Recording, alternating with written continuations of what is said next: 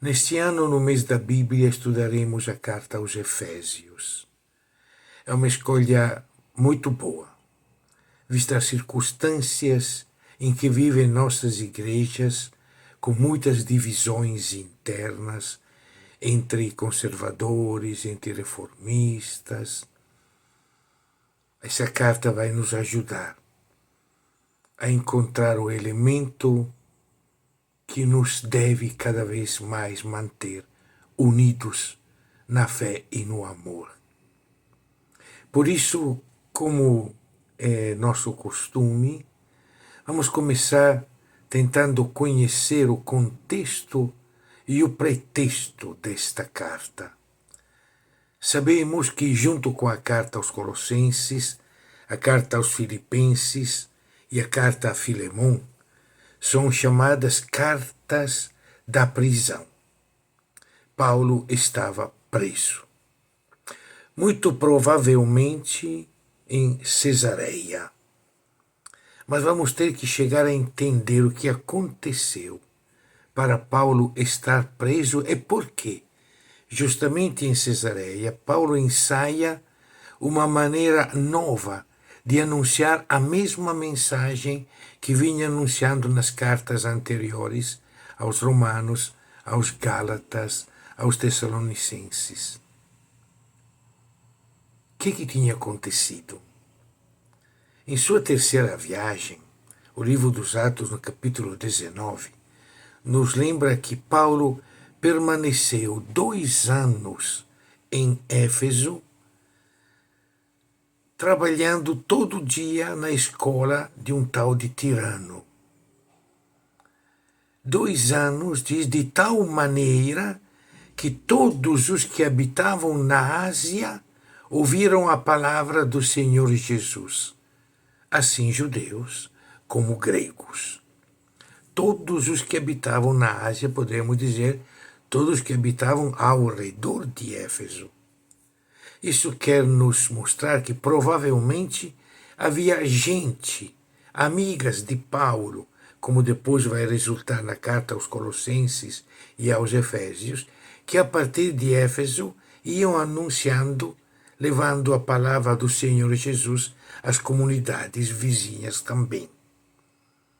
Comunidades que talvez Paulo não tenha visitado pessoalmente, mas às quais chegou a mensagem paulina.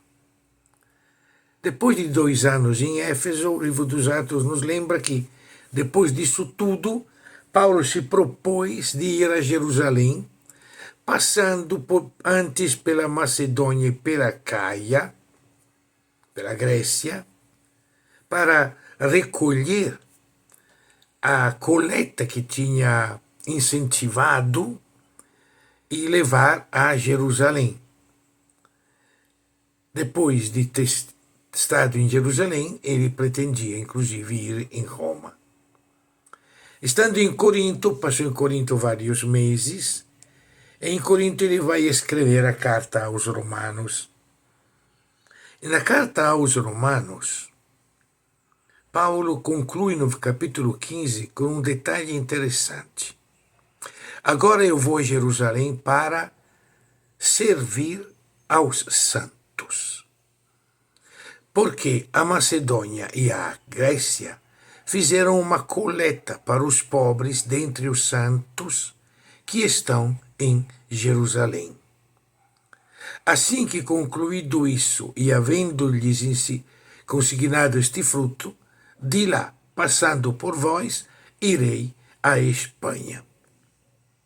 Estou indo em Jerusalém, vou levar a oferta, depois vou para a Espanha e passo por Roma. Rogo-vos, irmãos, por nosso Senhor Jesus Cristo, pelo amor do Espírito, que combatais ao meu lado, orando por mim a Deus, para que seja livre dos incrédulos que estão na Judeia, e que esta minha diaconia, este meu serviço que faço em Jerusalém, seja bem aceito pelos santos. Esse recado nos mostra que Paulo, indo a Jerusalém, sabia que ia enfrentar dificuldades e há um conflito, há uma guerra. Por isso que ele combatei ao meu lado, rezando para que tudo funcione bem em Jerusalém. Ele sai de Corinto, volta para passar para ir para Jerusalém, passa por Mileto, perto de Éfeso. E ele chama os anciãos, os presbíteros de Mileto, e vai dizer para eles, Atos capítulo 20, eis agora que, ligado pelo Espírito, vou para Jerusalém, não sabendo o que lá me espera, senão que o Espírito Santo, de cidade em cidade, me revela, dizendo que me esperam prisões e tribulações. Os anciãos de Mileto se ajoelham, rezam a Deus para que tudo funcione certo. Paulo consegue uma embarcação, chega em Tiro, lá no Líbano, e em Tiro, no capítulo 21 dos Atos, achando discípulos, ficamos ali 7 dias, e eles, pelo Espírito, diziam a Paulo que não subisse a Jerusalém. Os discípulos de Tiro: não vai a Jerusalém, por favor. Paulo teima, vai. Chega em Cesareia, indo para Jerusalém. Em Cesareia, vindo ter conosco, Ágabo, um profeta, tomou o cinto de Paulo, ligando-se os seus próprios pés e mãos, disse: isso fala o Espírito Santo. Assim os judeus em Jerusalém ligarão o homem a quem pertence este cinto e o entregarão nas mãos das nações. Ouvindo isso, nós rogamos-lhe, tanto nós como os que eram daquele lugar, para que não subisse a Jerusalém. A coisa estava realmente ficando muito tensa. Não vai convencer Paulo. Paulo decidiu ir em Jerusalém e, apesar de toda esta insistência, ele vai em Jerusalém. Em Jerusalém, finalmente, vai se encontrar na casa de Tiago, o irmão do Senhor, que era o responsável da comunidade de Jerusalém. Havendo saudado, contou-lhes o que por seu serviço, por sua diaconia, Deus fizera entre as nações. E ouvindo, eles glorificaram ao Senhor e disseram-lhe, prestem bem atenção: bem vês, irmão,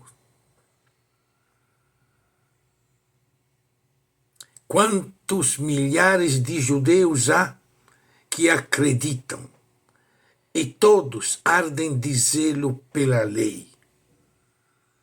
E acerca de ti foram informados de que ensinas a todos os judeus que estão entre as nações a afastarem-se de Moisés, dizendo que não devem circuncidar seus filhos, nem andar segundo o costume da lei.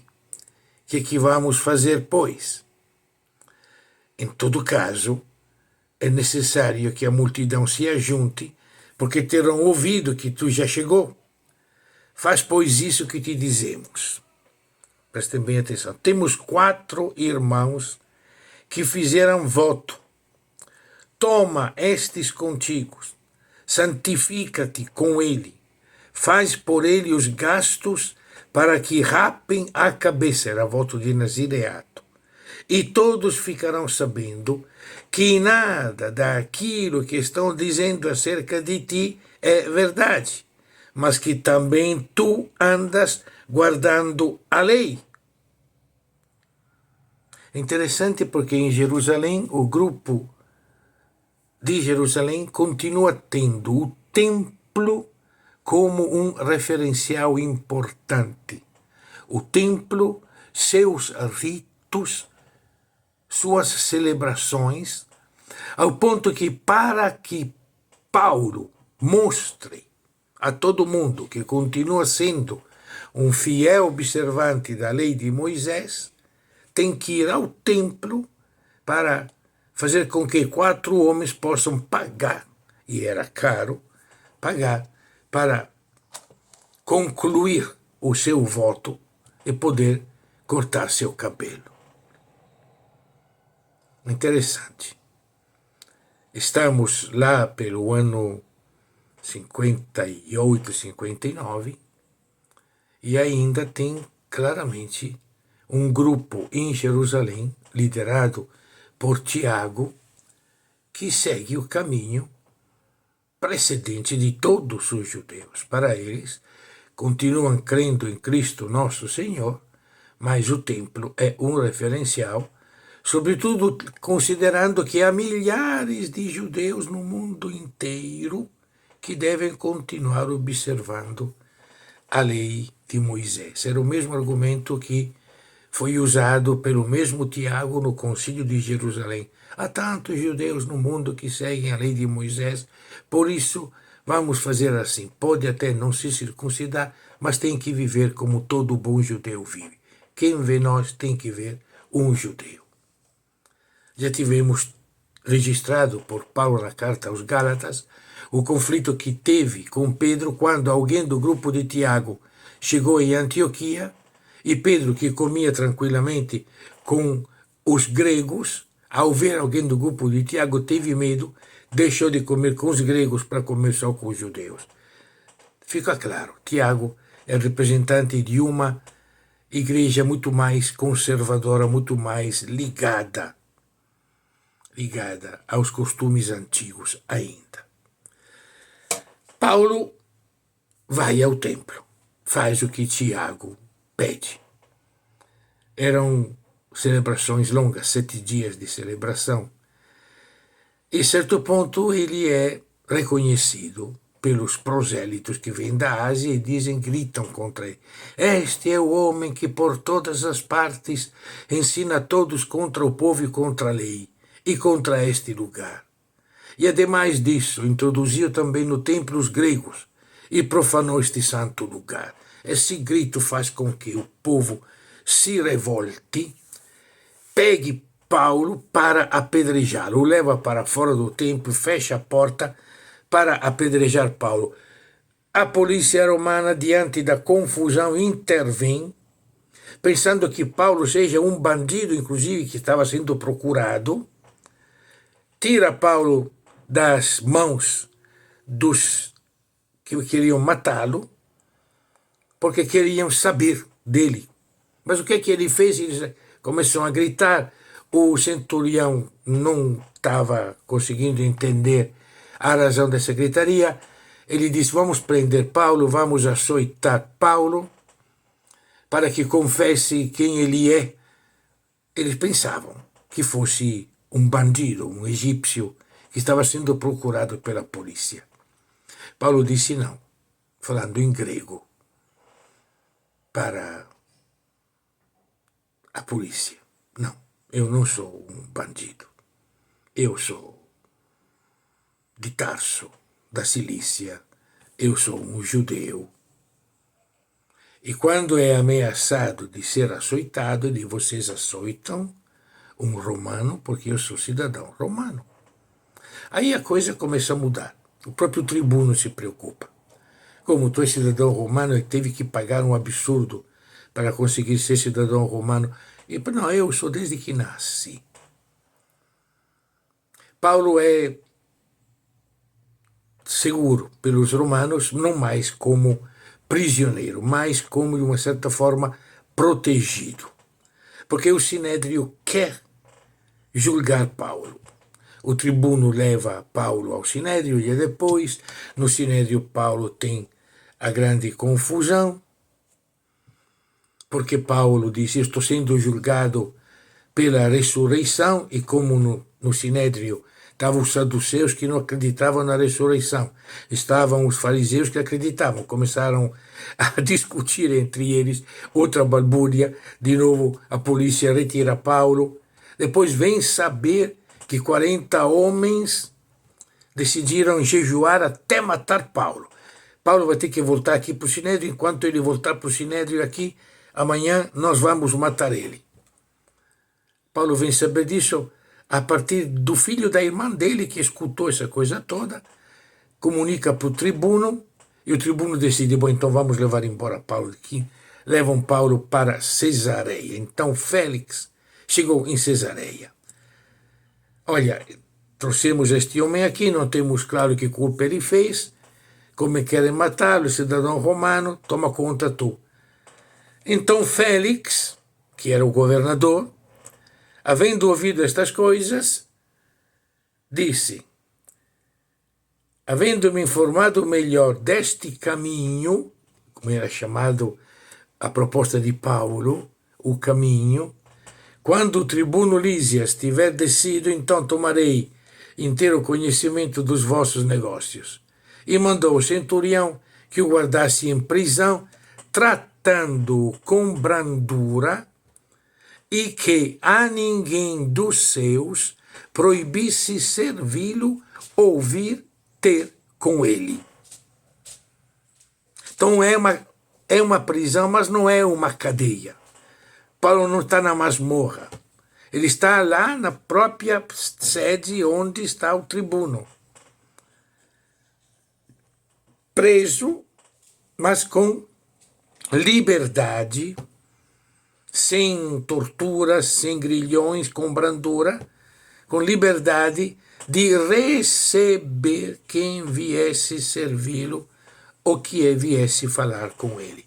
Então podemos imaginar que tem várias gente que vai chegando com Paulo. Ele tinha encontrado gente em Cesareia antes de ir para Jerusalém, gente de Tiro. É muito importante isso aí.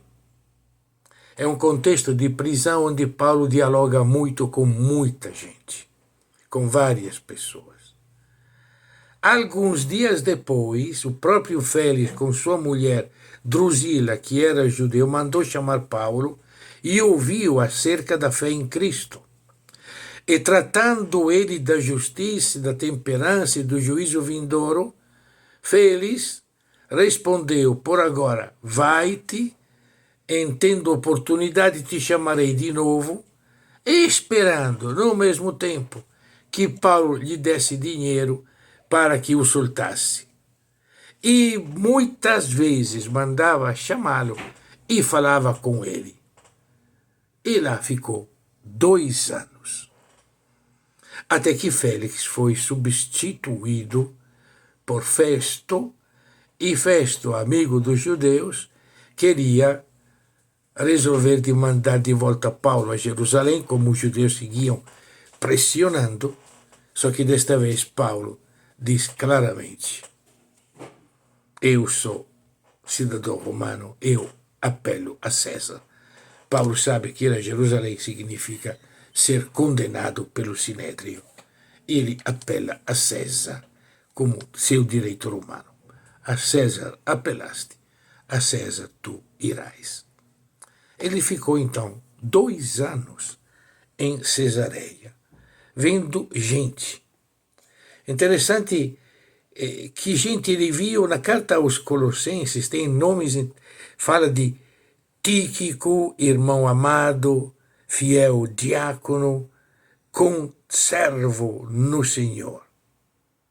Vai ser esse Tíquico que vai levar a carta aos Colossenses e provavelmente também a outra carta. Juntamente com Onésimo, amado e fiel irmão, que é dos vossos. Onésimo, que depois será objeto da carta a Filemão, que é de Colossos, também estava com Paulo lá em Cesareia. Aristarco, que está preso comigo. Aristarco acompanha desde a Grécia. Eu levou até Jerusalém e agora está com ele em Cesareia. Vos saúda Marcos, o sobrinho de Barnabé. Marcos está lá, aquele Marcos que Paulo disse alguns anos antes, não quero mais comigo. Agora está com ele lá, conversando com ele. Isso é interessante, todos esses cooperadores no reino de Deus, para mim tem sido uma consolação.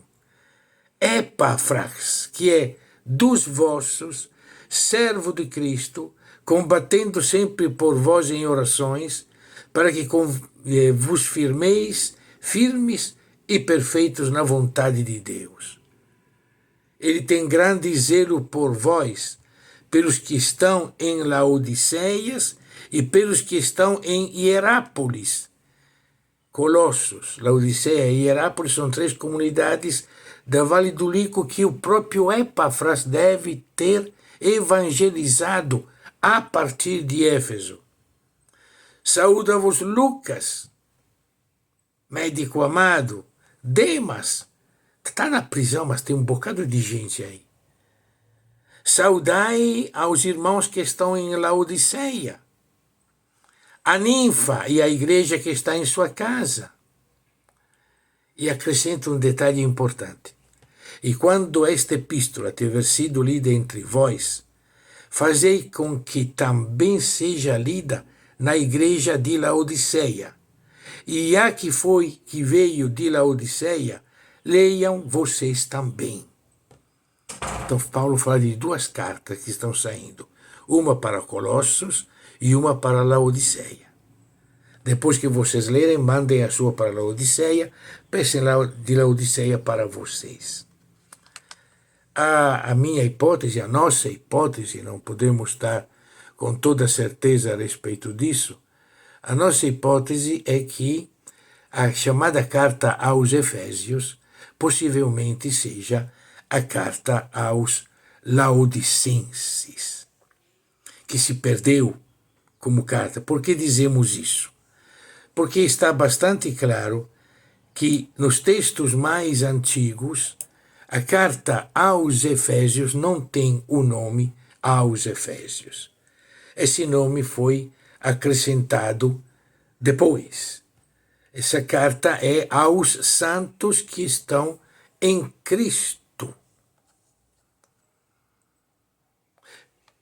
Pode ser a carta aos Laodicenses, sobretudo porque fica claro na carta aos Colossenses e também nessa carta chamada aos Efésios que Paulo não é conhecido diretamente nestas comunidades. São comunidades que não foram fundadas por ele, mas pelos seus colaboradores a partir de Éfeso, que evangelizaram as cidades vizinhas, sobretudo a Epáfras, né? Diácono fiel em Cristo, um destes missionários que evangelizaram essas 3 comunidades, Hierápolis, Laodiceia e Colossos.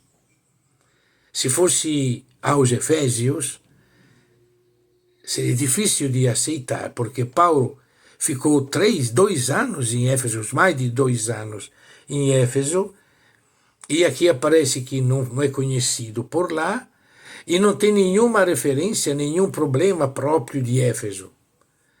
É uma carta que pode ser uma carta geral para as comunidades.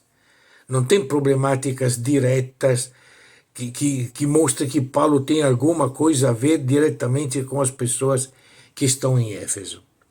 Agora, isso realmente não é muito importante. Sabemos que provavelmente não é carta aos Efésios, pode ser carta aos Laodicenses ou uma carta circular maior para aquelas comunidades que Paulo não visitou, mas que se basearam no evangelho dele. Agora, é importante considerar que esta clareza, esta ruptura com o grupo de Jerusalém, nenhuma menção que o grupo de Jerusalém tenha reagido à prisão de Paulo. Nenhuma menção. O que fez Tiago e os irmãos de Jerusalém quando souberam que Paulo foi preso? Nenhuma menção. O caminho seguido por Tiago não é o mesmo caminho seguido por Paulo. Tem uma clara separação agora.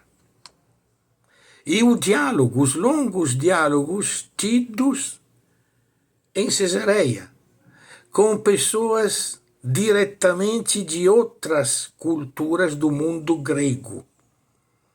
Estas cartas deixam de ser cartas preocupadas com o mundo judaico. Diferente, por exemplo, da carta aos Gálatas ou da carta aos Romanos, nessas cartas nem sequer se fala o nome de Abraão. Ele não está falando aos descendentes de Abraão, não está dizendo que também os gregos podem ser considerados descendentes de Abraão. Não. Essa carta tem uma perspectiva universal, muito mais ampla, e é esta carta que nós vamos ter que trabalhar neste mês da Bíblia. Preparemos-nos.